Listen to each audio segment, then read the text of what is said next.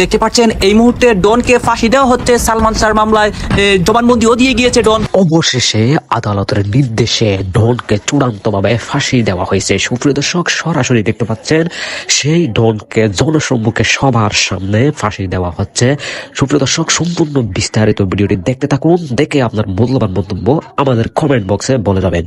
দেশ ত্যাগের নিষেধাজ্ঞা থাকার পরেও দেশ ছেড়ে পালাতে গিয়ে বিমানবন্দরে হাতে নাতে ধরা পড়েছে সালমান শাহের স্ত্রী কালপ্রিট সামিরা হক, এবং তদন্তের মাধ্যমে বেরিয়ে এসেছে যে সালমান শাহকে অত্যন্ত নিষ্ঠুরভাবে দুনিয়া থেকে শেষ করার ঘটনায় মূল কালপ্রিট হচ্ছে তার স্ত্রী আজিজ মোহাম্মদ ভাই এবং সামিরা 12 লক্ষ টাকার বিনিময়ে ডনকে তারা ঠিক করেছিল তাকে হত্যা করার জন্য। এই 12 লক্ষ টাকার চুক্তিতে ডন, ফারুক, জাভেদ সহ আরও অন্যান্য আসামি, মোট 11 জন আসামি, তারা তাকে হত্যা করার পরিকল্পনা করে।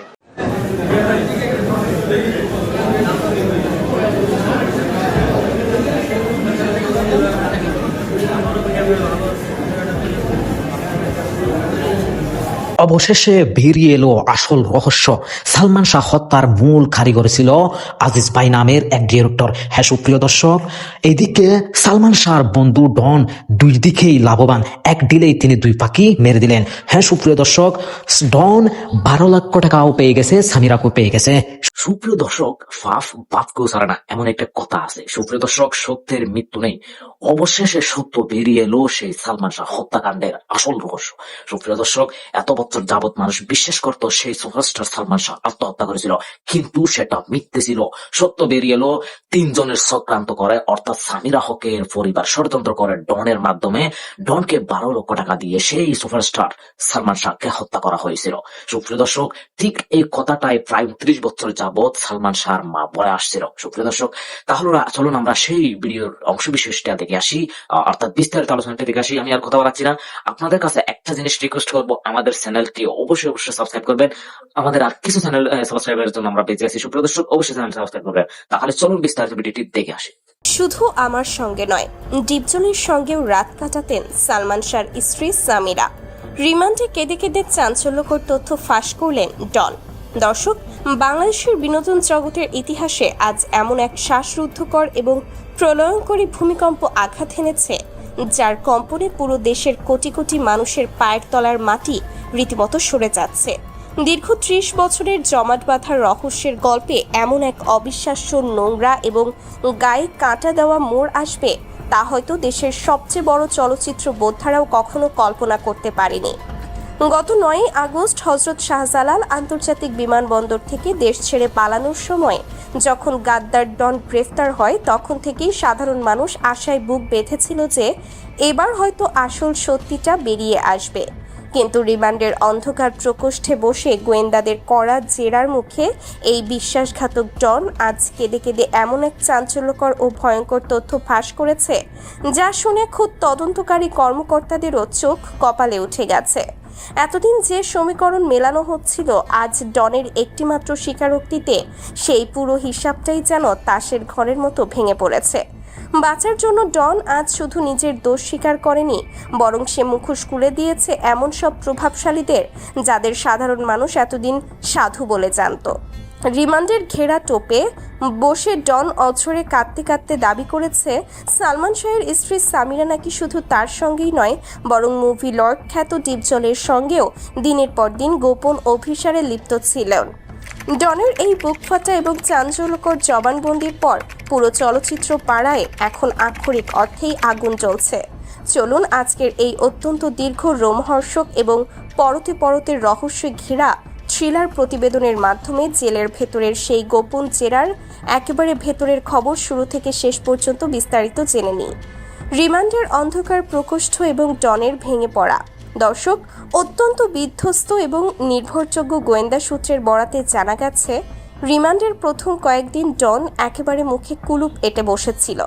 সে ভেবেছিল বাইরে থাকা তার পুরনো দিনের প্রভাবশালী গডফাদাররা হয়তো কোনো না কোনো অদৃশ্য সুতোর টানে তাকে ঠিকই বের করে আনবে।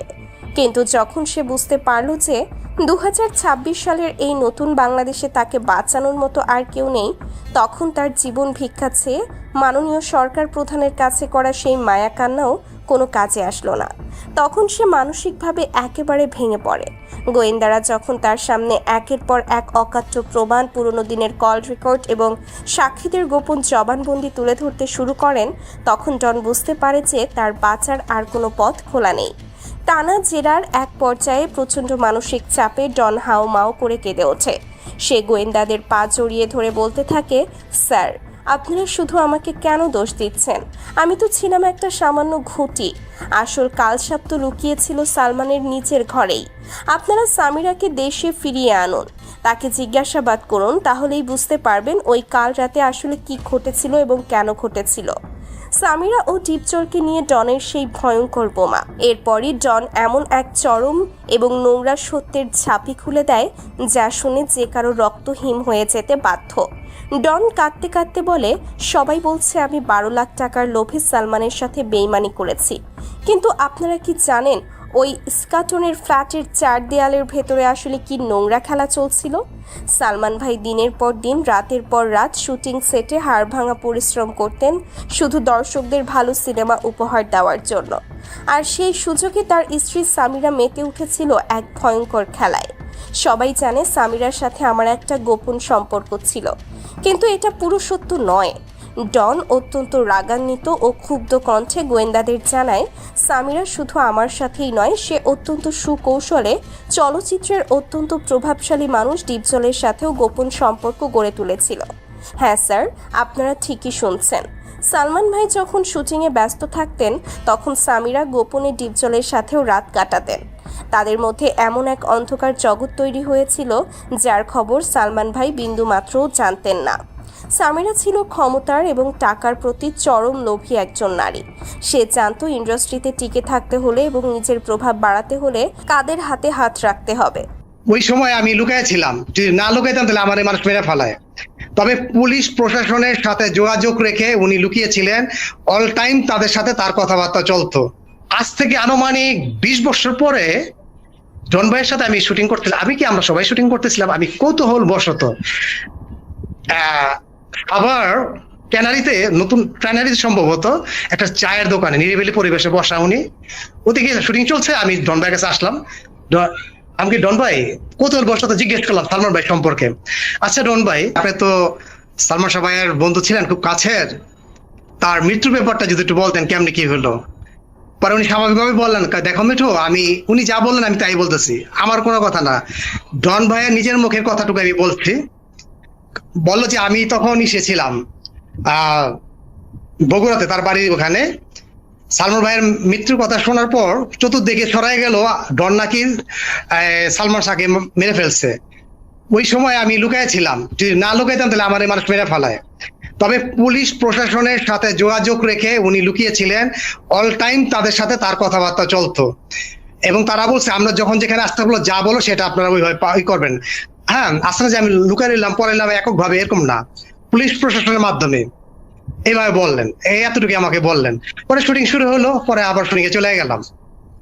আমি এতটুকু জিজ্ঞেস করছিলাম। পরবর্তীতে আর এই নিয়ে কোনো আলোচনা তেমন আর হয় নাই। কিন্তু আপনার কাছে কি কখনো মনে হয় না যে ওই সময় শুধু ডনকে না, ওই সময় তো সামিরা কেউ মাইনে ফেলতো, এরকম একটা সিচুয়েশন, সবার নামই তো 11 জনের নামই তো আসছে, তো সামিরা তো ছিল, সামিরা কেউ মারলো না, তো ডন মেরে কেন মারবে? ডন ভাই তো চান না, কারণ কি এখনো কিন্তু না, এটা আমি আমার ব্যক্তিগত মতামতের কথা বলছি, ব্যক্তিগত মতামত। দেখুন, এই যখনই ওই ডনকে মারো এর কথাটা কিন্তু আগে উচ্চারণ আসে। হ্যাঁ, এটা একটা আতঙ্ক হইলে আমার উপরে যদি কেউ এরকম বলে যে মিঠুকে মারো, আমিও কিন্তু লুকিয়ে থাকবো, জীবন বাঁচানোর ফরজ। 1 নম্বর আসামি কিন্তু সামিরা। তাকে কথা কিন্তু অনেকে কেউ তেমন একটা ভালোভাবে বলে, খালি বলে ডন ডন ডন, তো এটা ছেড়ে যাবে কোথায়? সালমান শাহকে শাবনূর মেরেছে, আমি জড়িত ছিলাম না। এবার লাইভে এসে কাঁদতে কাঁদতে যা বললেন ডিপজল। দর্শক, বিনোদন জগতে আজ যেন আক্ষরিক অর্থেই এক গগন বিদারী এবং পারমাণবিক বোমার বিস্ফোরণ ঘটল।